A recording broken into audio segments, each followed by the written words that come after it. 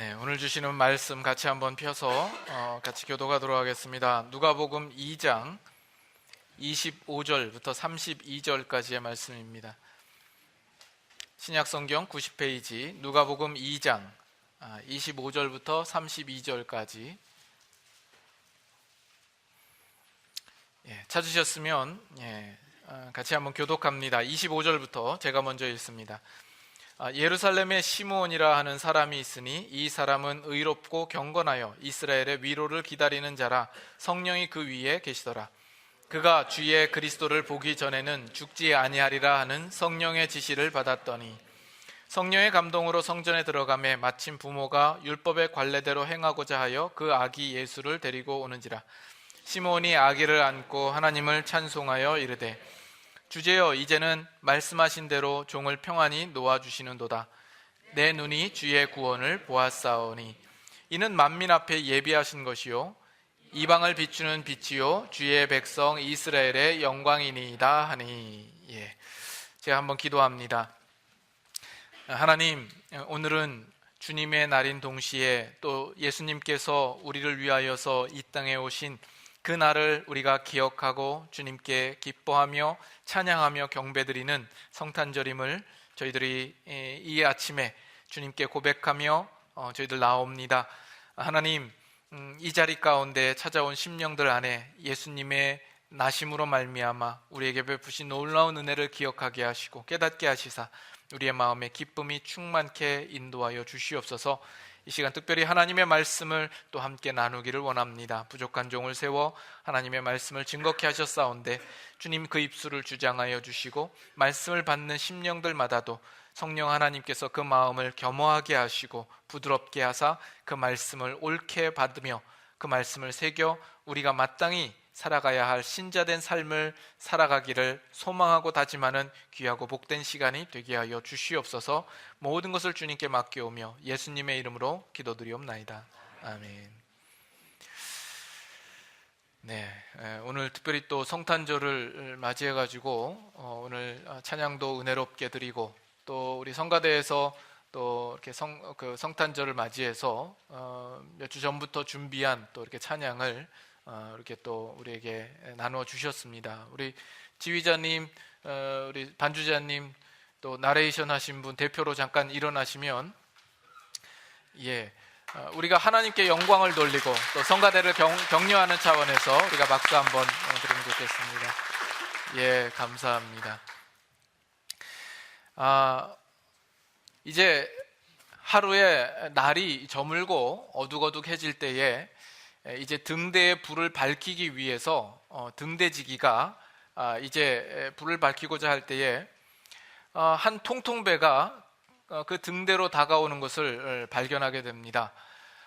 그는 우편 집배원입니다. 포스트맨이죠. 우편을 배달하기 위하여서 그가 왔고 이제 이 등대지기에게 편지 하나를 건네면서 그는 온갖 짜증과 불평을 늘어놓습니다.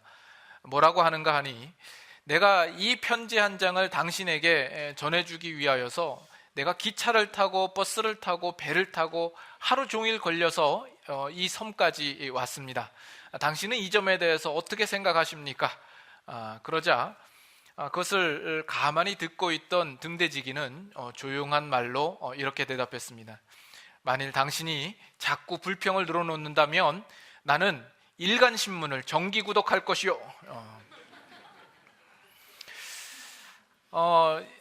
오늘은 성탄절입니다. 그렇죠? 예수님께서 우리에게 찾아오신 날입니다. 예수님께서 우리에게 찾아오시는 그것은 배 타고 물 건너 강 건너 산 넘어서 오는 그것보다 훨씬 힘들고 어려운 일이었을 겁니다.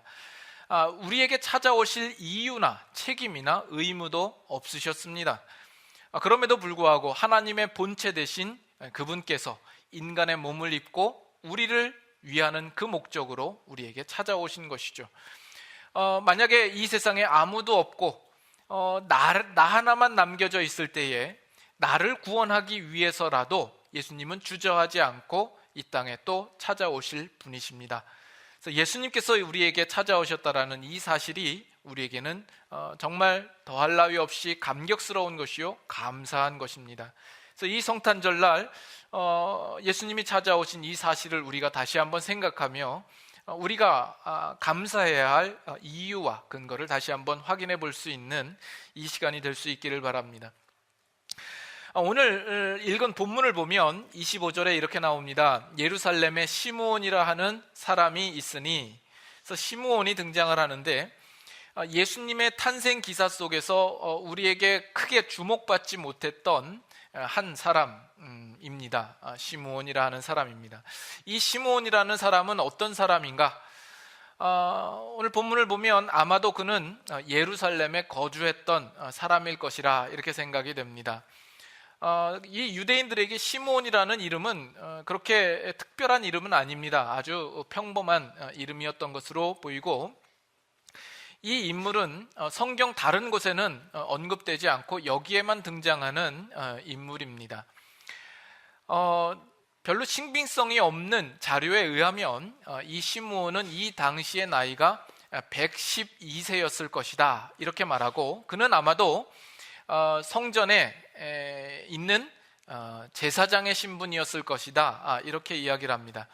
그러나 오늘 우리가 읽은 이 누가복음에서는 이 구체적으로 이 시므온의 나이나 그의 신분을 밝히지 않습니다. 오히려 그의 신분을 보면 제사장이 아닌 일반인의 신분인 것처럼 그렇게 비춰지고 있습니다. 그러나 한 가지 더 가능성이 있어 보이는 것은 이 시므온이라 하는 사람은 상당히 나이가 많았을 것으로 그렇게 보입니다.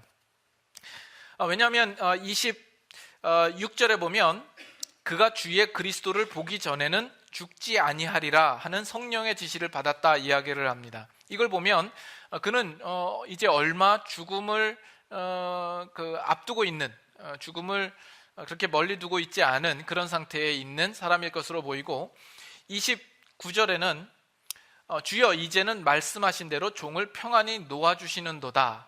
의역하면 이제 평안히 눈을 감을 수 있겠습니다. 이제 죽어도 여한이 없겠습니다 라는 식으로도 우리가 이해를 할 수가 있는 겁니다.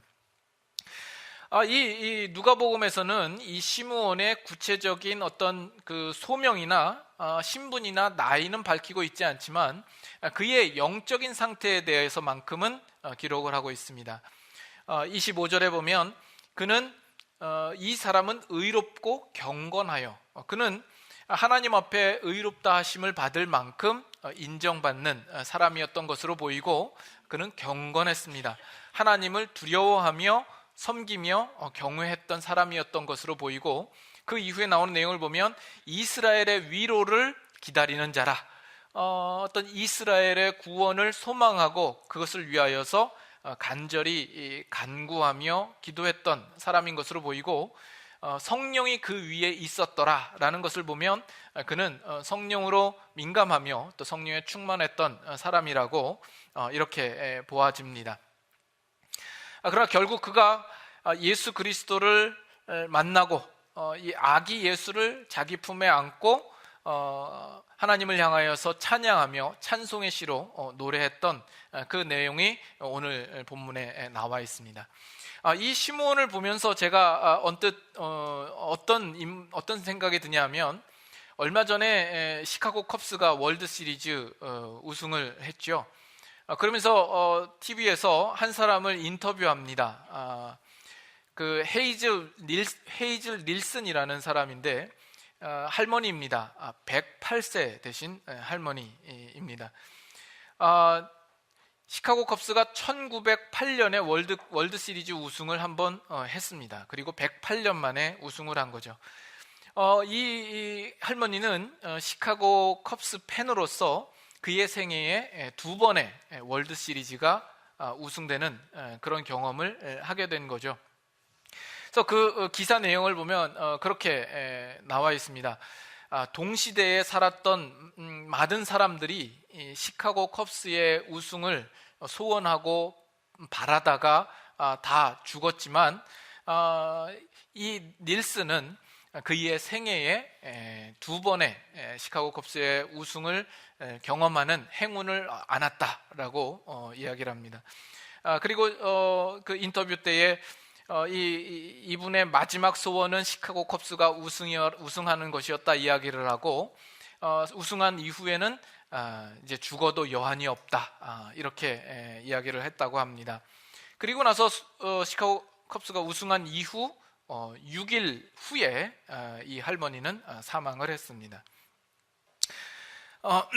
지금 이 시므온도 성령의 지시를 따라 내가 죽기 전에 그리스도를 보게 될 것이다, 이렇게 예언을 하였는데, 그가 마침내 예수 그리스도를 그의 품에 안았을 때에는 얼마나 그 감격이 놀라웠겠는가, 우리는 상상해 볼 수 있겠죠. 그것은 시카고 컵스가 108년 만에 우승했던 그 감격에 비할 바가 아니지 않겠습니까?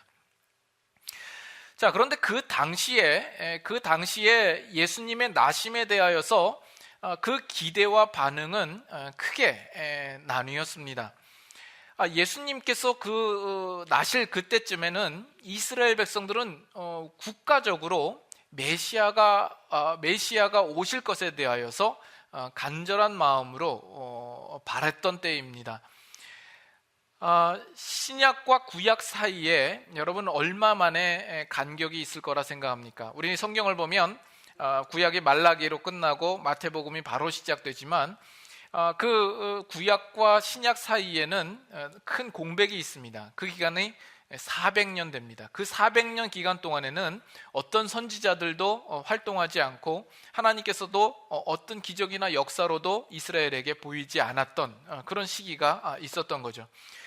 이스라엘 유대 민족의 역사를 보면 그 기간 속에서 이 유대인들은 주변 나라들로부터 핍박을 받고 압박을 받고 또 식민지 상태에 있었습니다. 그래서 그 역사 속에서 이 유대인들을 위하여, 그 민족을 위하여서 어떤 혁혁한 공을 세운 어떤 위인이나 영웅이 나타나면 바로 그가 오실 메시아가 아닌가, 그렇게 그들은 생각하면서 그를 추종했던 그런 기록들도 있습니다. 그만큼 이 이스라엘 백성들은 오실 메시아에 대하여서 상당히 갈급하고 간절하고 소원함을 가지고 있었던 것입니다. 그러나 정작 예수님께서 오셨을 때, 오시리라 하신 그분이 오셨을 때에는 그 유대인들은 아무도 그를 알아보지 못하고 그를 반기지도 않았더라는 것이죠. 그래서 성경을 보면 여러분들도 아시다시피 예수님께서는 베들레헴 한 구석의 마구간의 말구유에서 태어나셨고, 그를 경배하러 찾은 사람은 멀리서 온 동방박사들과 들에서 양을 치던 목자들밖에는 없었습니다. 그 시대의 왕이었던 헤롯 왕은 그 아기 예수를 죽이려고 혈안이 되어서 온 나라의 2살 이하의 아이들은 죽이라는 명을 내리죠. 그리고 그 메시아를 기다리고 가르쳤던 유대의 종교 지도자들은 예수님을 거부하고 그의 공생의 기간 동안에 목숨을 위협하고 결국에는 십자가에 못 박는 어떤 그런 결과를 만들어낸 것을 보게 됩니다. 어찌하여 이런 일들이 일어날 수 있었을까? 어떻게 이럴 수가 있었을까? 그러나 이 모습은 오늘날 이 시대 가운데서도 동일하게 나타나고 있는 모습입니다. 정말 예수 그리스도를 알고 예수 그리스도의 나심에 대하여서 그를 기뻐하고 감사하며 감격하여 그에게 예배하며 경배하는 참된 신자들이 있는가 하면, 오늘날 이 시대 가운데는 여전히 예수 그리스도를 알지 못하며 예수 그리스도와 상관없이 사는 사람들이 있습니다. 성탄절이 되어도 이제는 그 시대가 변하여서 더 이상 사람들이 메리 크리스마스라는 그런 타이틀도 없애버리고 해피 할러데이라는 그런 간판을 내세우는 그런 시대가 되었습니다. 예수 그리스도와 전혀 상관없이 그저 인간이 중심이 되어서 인간이 스스로 즐거워할 만하고 기뻐할 만하고 쾌락을 누릴 만한 것들을 찾아서 이 성탄절을 채우는 그런 모습이 되어버린 것이죠. 만약에 예수님께서 오늘날 이 시대 가운데 오셨다 할지라도 이 세상 사람들은 여전히 예수 그리스도를 알아보지 못할 것이요, 결국 예수 그리스도를 십자가에 못 박을 겁니다. 그러나 지금 오늘 본문에 보면 이 시므온이라는 한 사람은 예수님께서 오시는 것을 기다렸고 예수님께서 오시자 그를 기뻐하며 감격하여 맞이 않는 그의 모습을 보게 됩니다. 오늘 이 성탄절을 맞이하는 예수를 믿는 우리 신자들이라면 이 시므온과 같은 마음 자세, 그의 기쁨과 그의 감격을 우리가 동일하게 누려야 되지 않을까 생각을 합니다. 그래서 여러분에게 묻습니다. 이 성탄절날 여러분들은 예수님께서 이 땅에 오신 것이 기쁘십니까? 정말 기쁩니까? 표정은 안 그런데 입만 아멘으로 정말 솔직하게 예수님께서 이 땅에 오신 그 사실이 이 성탄절을 맞이하여 정말 마음에 기쁜가 하는 겁니다. 그냥 성탄절이 기쁜 날이다, 즐거운 날이다 라는 그런 학습된 지식에 의하여서 즐거워하는 것 말고, 또는 분위기상으로 또는 명분상으로 마지못해 즐거워하는 것 말고, 정말 우리가 정말 예수님이 오신 것이 정말 기쁜 것입니까? 제가 이렇게 말씀드리면 이렇게 이해하는 사람도 있어요. 우리가 기뻐하기 위해서는 내 어릴 때의 그 순수한 동심의 세계로 가야 되는 것처럼 생각하시는 분들도 있습니다. 그것을 말하는 것도 아닙니다. 성탄절이 되었지만 우리는 기쁘지는 않고 기뻐해야 된다라는 부담감만 우리에게 주어지고 있지는 않습니까? 아니면 그 부담감조차도 없지 않습니까? 그것은 더 큰 문제이죠. 이 성탄절날 우리는 생각 없이 그렇게 보내고 말게 되는 겁니다. 우리는 이 성탄절날 왜 기뻐해야 합니까? 솔직하게 여러분들에게 말씀을 드리면, 목사인 저도 이 성탄절이 오면 그저 저절로 기뻐지지는 않습니다. 오히려 성탄절이 가까워오면 마음에 부담감이 있죠. 이 성탄절날 또 어떤 말씀으로 여러분들과 나눠야 할 것인가? 이 매 해마다 기독교 절기가 있죠. 추수감사절, 부활절, 성탄절이 있으면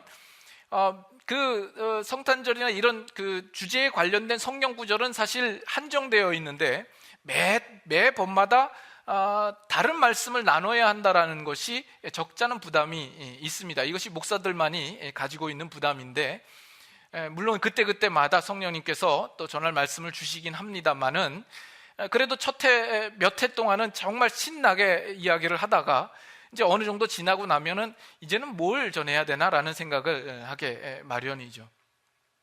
그러면 목사조차도 이 성탄절이 됐다고 해서 그냥 마냥 즐겁고 저절로 즐거워지는 것이 아니라면 우리는 무엇 때문에 기뻐해야 할 것인가?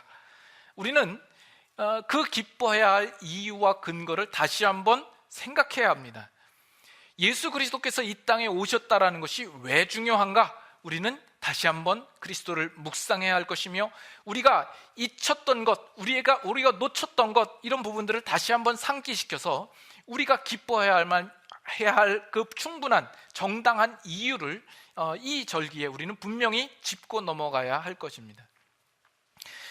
이 세상 예수님을 믿지 않는 사람들이야 정말 예수님을 알지도 못하고 정말 기뻐할 이유를 모르는 게 어떤 면에서는 당연하죠. 그러나 신자들은 달라야 할 것 아닙니까? 그러나 이제 매해마다 이 성탄절이 되면 늘 안타까운 마음으로 늘 반복해서 언급하는 내용이지만, 이 성탄절의 주인이 더 이상 예수 그리스도가 아니죠. 산타와 루돌프가 되어 있고, 또 추리나 또 선물 교환, 이것이 우리의 기쁨의 원인이 되고 있습니다. 이렇게 선물 교환하는 것도 화이트 엘러펀트라고 이렇게 이름을 지어놓고, 이 부활절도 이 미국에 와서 놀란 게, 부활절날 왜 토끼가 설치나 바니가 등장을 해서 전혀 부활절과 상관없는 캐릭터가 등장을 했는데, 이 성탄절도 사실 마찬가지죠. 이거를 보면서 우리가 모르는 사이에 이 모든 것은 사탄들이 우리로 하여금 예수 그리스도께 향하는 그 시선을 멀게 하기 위한 사탄의 장난이요 꾀가 아닌가라는 그런 생각을 합니다. 그럼으로써 이 성탄절 날에도 예수 그리스도가 그 중심에서 자꾸 밀려나고 있는 것이죠. 오늘날 이 시대 속에 성탄절이 가지고 있는 여러 가지 분위기, 성탄절의 문화, 나타나는 현상, 이 모든 것들은 우리 교회와 우리 신자들의 책임에 있다라고 생각을 합니다. 정말 이 성탄절이 우리에게 찾아왔을 때 우리가 예수 그리스도로 말미암는 그 충만한 기쁨을 누리는 모습을 세상 사람들에게 인상적으로 남기지 못했기 때문에 나오는 결과라고 봅니다. 아니, 저 사람들은 어떻게, 무엇 때문에 저렇게 기뻐할까?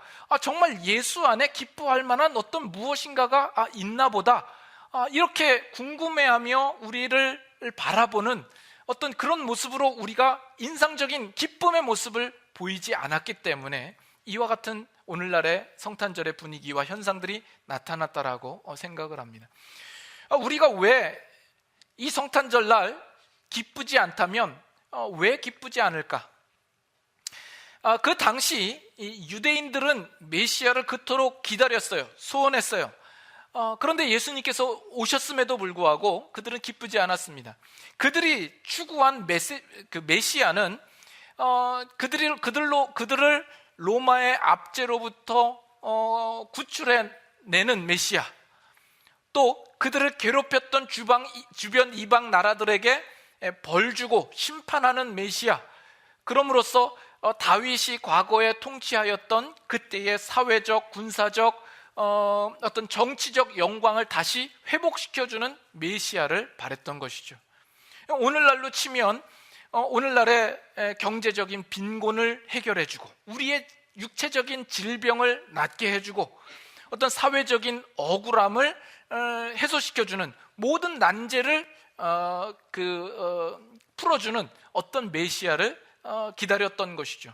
그러나 정작 예수님께서 오셨을 때에는 정말 보잘것없는 한 아기의 모습으로, 그리고 마국간의 말구 위에 태어난 모습으로 전혀 힘이나 권세나 능력을 찾아볼 수 없는 모습으로 왔기에 그 유대인들은 그 예수를 알아보지도 못했고 반기지도 못했던 것이죠. 어쩌면 오늘날 우리가 신자임에도 불구하고 예수님 오신 것이 그렇게 기쁘지 않은 이유는 내가 기대하고 있는 것과 정말 예수님께서 오심으로써 우리에게 허락되어진 것 사이에 그것이 일치하고 있지 않기 때문에 우리는 기뻐하지 않는 것이 아닌가 생각이 듭니다. 왜 나에게 주어진 선물이 이렇게 작은가? 왜 내 손에 쥐어 있는 것이 없는가? 왜 축복으로 세상의 것이 나에게 없는가? 그렇게 생각하고 우리는 신자로서 가난하다라고 생각을 합니다. 또 억울하다라고 생각을 하고 예수를 믿은 것에 대한 보상이 우리에게 없다라고 생각하기에 이르는 것이죠. 우리가 정말 예수님이 나신 이것이 우리에게 왜 기쁜 것입니까? 우리는 그 기쁜 이유를 분명하게 알아야 할 것입니다. 그래서 여러분들에게 두 가지만 말씀을 드리려고 합니다. 첫째는 우리가 기억할 것이 예수님께서 우리에게 왜 오셨는가 하는 겁니다. 예수님께서 이 땅에 오셔야 할 이유가 무엇인가라는 것이죠. 그래서 우리가 예수 오심에 대하여서 우리가 가장 중요하게 붙들어야 할 키는 예수님께서 오신 것은 바로 우리를 죄에서부터 해방시키러 오셨다라는 것입니다. 이것이 예수님의 탄생에 대하여서 성경이 기록할 때에 언제나 중요하게 삼았던 열쇠요, 이유요, 목적이요, 핵심이 되는 내용입니다. 그렇다면 오늘 본문 속에서 이 시므온이라는 이 사람은 과연 예수님께서 우리를 죄에서 해방시키기 위하여 오셨다라는 그 사실을 알고 있었는가? 예수님께서 오신 것이 그저 현세적이고 물리적이고 어떤 세상적으로 무엇을 채워주기 위한 분으로서가 아니라 정말 죄로부터 우리를 구원하기 위하여서 오신 사실을 그들은 알고 있었는가? 오늘 보시면 25절에는 이렇게 나옵니다. 이스라엘의 위로를 기다리는 자라. 이스라엘의 위로는 바로 그 이스라엘의 구원을 두고 이야기를 할 겁니다. 그리고 30절에는 내 눈이 주의 구원을 보았다라고 이야기를 하고, 31절에는 이는 만민 앞에 예비하신 것이며, 32절에는 이방을 비추는 빛이요 주의 백성 이스라엘의 영광이라고 이야기를 합니다. 이런 표현들, 구원, 빛, 영광, 위로, 이런 표현들이 나와 있는데, 이것만 봐서는 시므온이 정말 우리를 죄에서 구원하시는 메시아로서 그를 바라보았는가 하는 부분들을 우리는 확실히 알 수는 없습니다.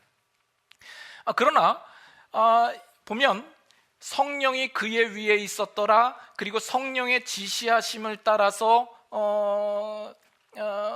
그가 예수 그리스도를 볼 것에 대하여서 예언을 받았고, 또 성령의 감동하심을 받아서 성전에 들어가서 예수를 만난 것을 보면, 그에게 분명히 그 성령을 통하여서 분명한 어떤 메시아에 대한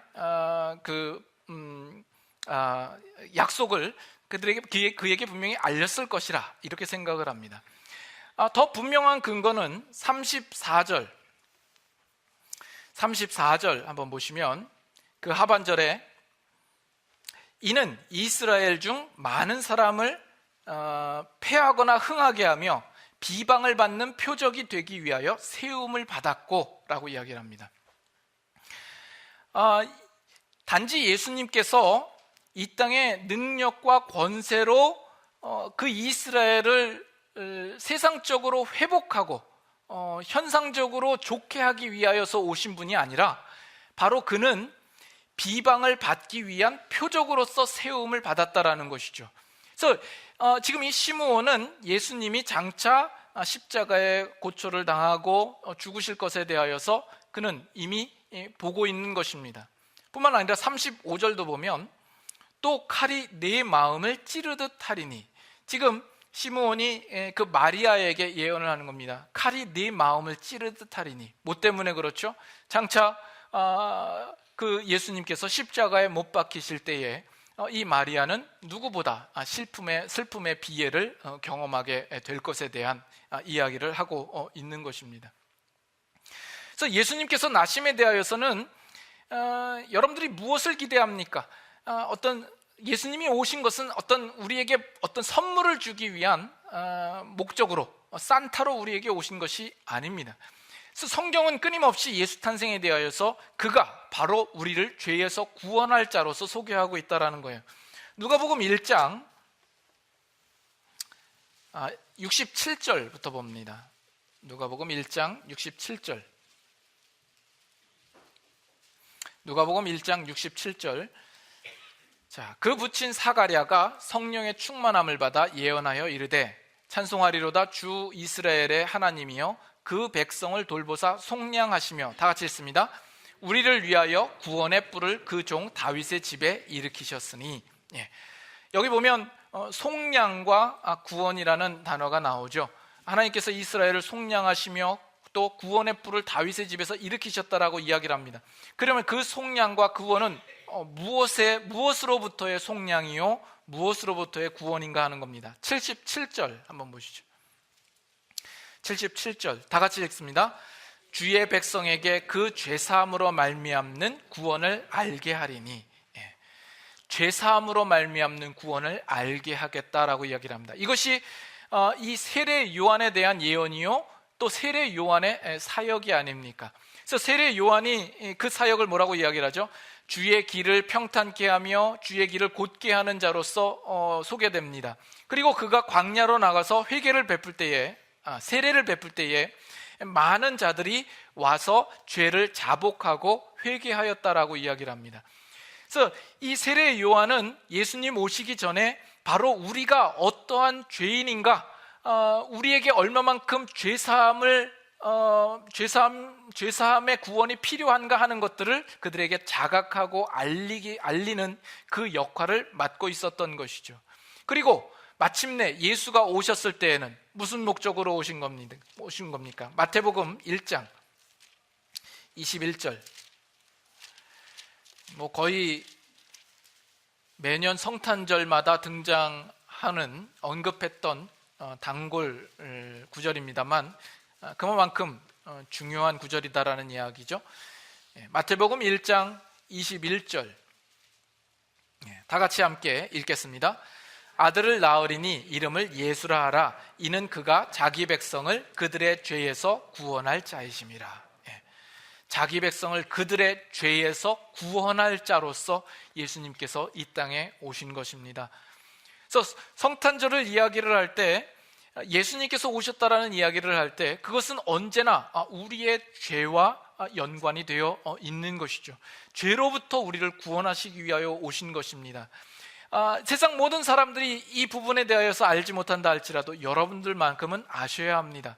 우리가 신앙생활을 하는 가운데에서도 이 부분을 놓치고 잊혀질 때가 많이 있습니다. 그러나 예수님이 오신 것은 분명히 이것 때문이었습니다. 그렇다면 내가 죄인임을 알며 그렇기 때문에 내가 구원이 필요하다라는 사실을 아는 자만이 예수 그리스도께서 오신 것이 기쁠 수 있겠죠. 맞습니까? 아닙니까? 내가 죄인이요 그 죄로 말미암아서 내가 하나님의 심판 아래 놓여 있고 나의 끝과 나의 운명이라는 것이 절망적이요 처절함밖에 없다라는 그 사실을 누구보다 심각하게 분명하게 깨닫는 자만이 구원자로서 이 땅에 예수 그리스도께서 오셨다라는 그 사실과 그 소식을 들었을 때 그것이 기쁨이 되지 않겠습니까? 여러분 안에 이와 같은 기쁨과 감격과 부요함이 없다면 여러분들은 성탄절이 전혀 기쁘지 않을 것입니다. 내가 나의 죄인된 상태에 대하여서 아직 알지 못하던 때에, 그리고 나를 구원해달라는 이야기를 내가 스스로 먼저 구하지 않았고 여전히 죄 가운데 있을 때에 우리의 필요를 아시고 하나님께서 그 아들 예수 그리스도를 인간의 몸으로 우리에게 보내시고 말구유에 낳게 하시고 마침내는 십자가를 통하여서 우리를 정결케 하사 하나님의 자녀된 신분으로 우리를 구원하신 그 사실을 여러분이 마음으로 분명히 기억하고 알 때에 예수님께서 오신 이 사실은 우리에겐 더할 나위 없는 기쁨이요 감격의 놀라운 소식이 될 수 있는 것입니다. 그 당시에 헤롯과 대제사장들과 많은 유대의 종교자들, 서기관과 바리새인들도 예수 그리스도께서 오신 것을 알지 못하던 그때에 이 시므온은 예수 그리스도를 올바로 보고 그를 기뻐하고 감격하였다라는 그 차이를 여러분 보실 수 있기를 바랍니다. 오늘날 이 시대 가운데도 많은 사람들이 예수 그리스도를 보지 못하고 알지 못하는 그 가운데 여러분들은 신자라면, 정말 예수 그리스도를 믿는 자라면 그리스도께서 우리를 위하여서 무엇 때문에 오셨는지를 정말 아는 자라면 우리도 역시 시므온과 같은 그와 같은 감격과 기쁨이 우리의 마음 가운데 분명히 있어야 할 것입니다. 또 한 가지, 예수님께서 오셨다라는 것이 단순히 우리의 죄를 사하시기 위하여서, 죄로부터 우리를 구원하시기 위하여서 오셨다라는 그 의미 이상의 의미가 있습니다.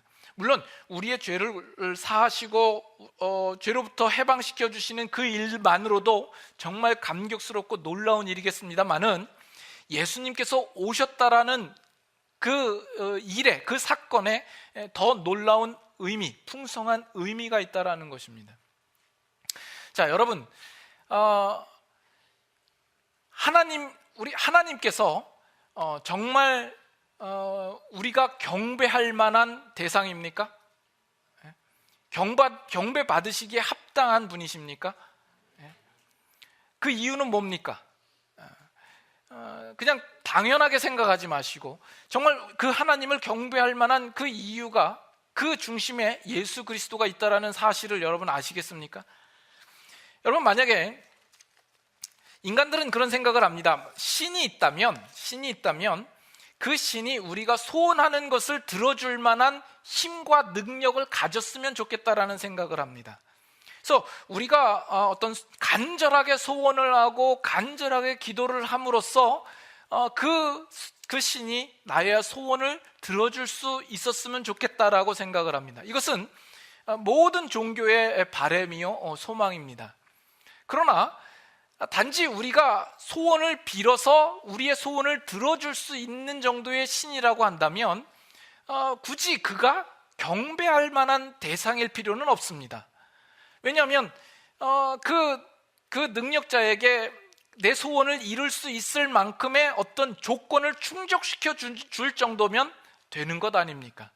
그러나 정말 경배를 받을 만한 대상이라 한다면 그분은 모든 인간이 그 마음으로 항복할 만한 어떤 내용을 가지고 있는 분이어야 되는 겁니다. 그렇죠? 그래서 그가 우리를 향해서 어떤 목적을 가지고 계신가? 그의 계획과 그의 목표하심과 그의 숭고한 뜻과 그의 인격과 그의 성품과 그의 도덕성과 모든 부분에 있어서 정말 인간들이 항복할 만한 그 무엇이 있어야 우리는 그를 예배하며 경배할 만한 대상으로서 보게 될 것이다라는 겁니다. 그래서 우리 인간들도 보면 우리 어떤 선생님이라든지 목사님이라든지 장로님이라든지 존경할 만한 분은 어떤 분입니까? 그냥 능력이 많고 학식이 많고 돈이 많아서 우리는 존경하지 않습니다. 정말 존경할 만한 어떤 인격과 성품과 어떤 그 마음의 아량과 배려 이런 부분들을 볼 때에 우리는 그 앞에서 고개를 숙이게 되는 거죠. 굳이 멀리서 찾을 생각하지 마시고 지금 당장 여러분이 보이는 사람 속에서 찾은다면 제가 됐으면 좋겠습니다만은 늘 부족하죠. 늘 자신이 없습니다.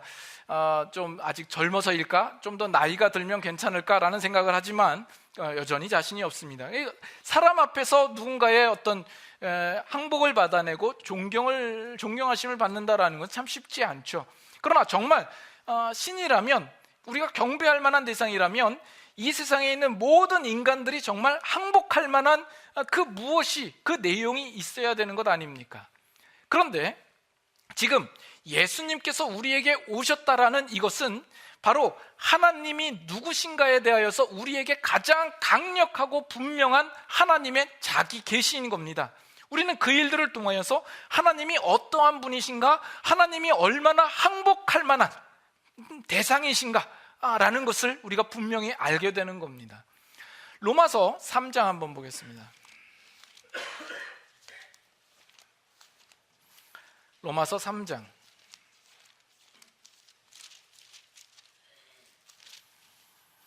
로마서 3장 23절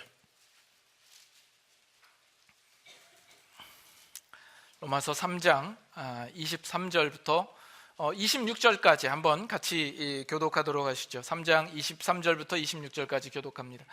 모든 사람이 죄를 범하였음에 하나님의 영광에 이르지 못하더니 그리스도 예수 안에 있는 속량으로 말미암아 하나님의 은혜로 값없이 의롭다 하심을 얻은 자 되었느니라. 이 예수를 하나님이 그의 피로써 믿음으로 말미암는 화목제물로 세우셨으니 이는 하나님께서 길이 참으시는 중에 전에 지은 죄를 간과하심으로 자기의 의로우심을 나타내려 하심이니 곧 이때에 자기의 의로우심을 나타내사 자기도 의로우시며 또한 예수 믿는 자를 의롭다 하려 하심이라. 여러분, 세상에서 이 사회의 정의는 어떻게 나타납니까? 이 사회의 정의라고 하는 것은 이 세상의 악한 자들을 몰아내는 데 있습니다. 범죄한 자, 틀린 자들을 이 사회 속에서 제거하고 뿌리를 뽑는 데 있습니다. 그러면 그 앞에 서는 인간은 두려울 수밖에 없습니다. 무서울 수밖에 없는 것이죠. 이것이 세상의 정의입니다. 그러나 하나님의 정의는 어떻게 나타난다고 이야기를 합니까? 모든 사람이 죄를 범하여서 하나님의 영광에 이를 수 없는 상태에 있습니다. 그 죄인된 자를 위하여서 하나님께서 자기 아들을 보내시고 그의 피로 말미암아 십자가에서 화목 제물로 삼으시고 우리를 씻어 정결케 하시는 것이죠. 거기에는 하나님께서 자기 스스로 자신을 희생하시고 우리를 용서하시고 우리에게 능력을 행하심으로써 그 하나님의 의로우심을 우리에게 나타내 보이시고 또 우리를 의롭게 하시는 것입니다. 이것이 우리가 정말 하나님을 바라보며 주님 앞에 항복할 만한 그 근거와 이유가 되지 않겠습니까? 하나님께서 우리를 우리의 죄를 보고 우리에게 형벌을 내리고 우리를 무섭게 함으로써 자기의 의와 영광을 드러내는 것이 아니라 자기의 아들을 기꺼이 희생하여 우리 앞에 내어놓으시고 십자가에 죽게 하심으로써 우리를 하나님의 자녀 삼으신 이 사실이 정말 놀라운 하나님의 경배받을 만한 이유와 근거가 되는 것이죠. 바로 이 사건이 일어난 것이 성탄절이다라는 겁니다. 바로 그 일을 착수하신 것이 바로 이 성탄절날 하나님께서 우리에게 보이신 것입니다. 그래서 예수님께서 이 땅에 오셨다라는 것은 예수님이 오셨다라는 그 사실과 더불어서 우리는 바로 우리에게 하나님의 정의와 하나님의 영광과 그의 사랑과 그의 성실과 그의 신실하심과 그의 고집과 그의 긍휼하심이 우리에게 함께 온 것이다라는 것을 우리는 알아야 합니다. 그래서 로마서 말씀 가운데 자기 아들을 아끼지 아니하시고 우리 모든 사람을 위하여 내어주시니가 어찌 그 아들과 함께 모든 것을 우리에게 은사로 주시지 않겠느냐. 우리를 위하여 자기 아들을 기꺼이 내어놓으신 하나님, 우리는 거기에서 정말 하나님 앞에 항복할 만한 이유와 근거를 확인합니다. 바로 오늘은 우리를 위하여서 그 아들을 내어주신 역사적인 날이 되는 것입니다. 하나님께서 우리에게 예수 그리스도를 보내심으로 그 예수 그리스도와 우리를 함께 묶어 놓으셨습니다. 근데 성경을 보면 하나님께서 하시고자 하시는 그 계획과 그 목적하시는 모든 일들의 근거를 예수 그리스도로 삼고 있습니다. 그 어느 것 하나 예수 그리스도 없이 된 것이 없습니다. 처음부터 하나님께서 그 일을 계획하실 때에도, 추진하실 때에도, 성취하실 때에도, 앞으로 미래에 약속된 일을 이루시는 일에 있어서도 예수 그리스도를 언제나 근거로 삼고 있습니다.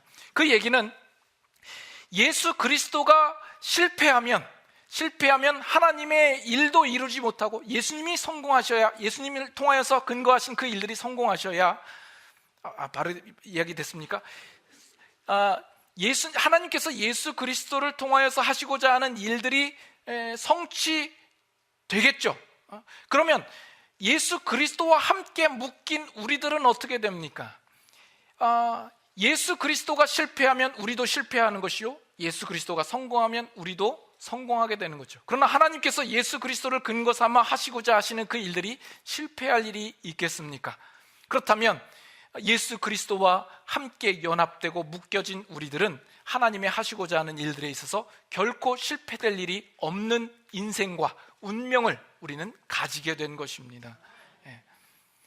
예수 그리스도께서 이 땅에 우리에게 찾아오셨다라는 이 사실 안에는, 또 우리가 예수 그리스도를 믿는다라는 이 사실 안에는 엄청난 축복과 하나님의 사랑과 약속이 그 안에 들어있다라는 사실을 여러분들은 감을 잡으실 수 있어야 하는 것입니다. 그 예수를 우리에게 주시고 우리에게 어떻게 약속합니까? 내 이름을 위하여서 무엇이든지 구하라, 그리하면 이루리라 말씀하시죠. 내가 시행하리라 라고 말씀하시죠. 예수님께서 우리에게 오심으로 말미암아 우리는 예수 그리스도를 힘입어 우리가 이루지 못할 일이 없는 그 운명으로 우리를 세우신 것이다라는 겁니다. 이것이 우리가 이 성탄절날 분명히 기억해야 할 내용입니다. 여러분들이 이 성탄절날 정말 예수 그리스도로 말미암아 기쁘십니까? 여러분이 가지는 그 기쁨은 제가 드리지 못합니다. 저는 여러분들에게 기쁨을 줄 만한 내용도 없고 실력도 없습니다. 제가 코미디언도 아니고 개그맨도 아니고 여러분들을 들뜨게 할 만한 재주가 없습니다. 그러나 여러분들이 이 성탄절날 정말 기쁠 수 있는 그것은 이미 여러분들이 예수 그리스도를 믿는다고 하면 그 근거가 이미 여러분 안에 지어준 것입니다. 여러분 안에서 발견하셔야 합니다. 예수 그리스도를 통하여서 여러분들에게 허락된 그 기쁨을 여러분 확인하셔야 됩니다.